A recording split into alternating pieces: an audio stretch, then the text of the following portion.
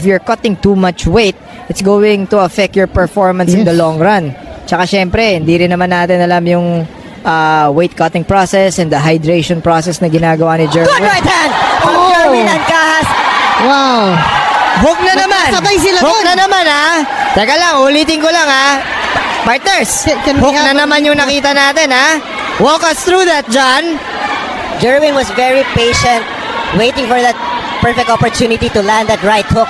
And nakita natin, he was very calm, very collected. And he's been here before. This is not new to Jerwin. He's been under the bright lights.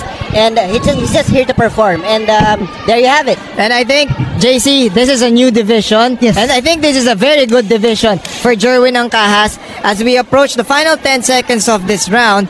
As Mas he komportable siya in ends this division. Oh, as he ends this round in emphatic fashion.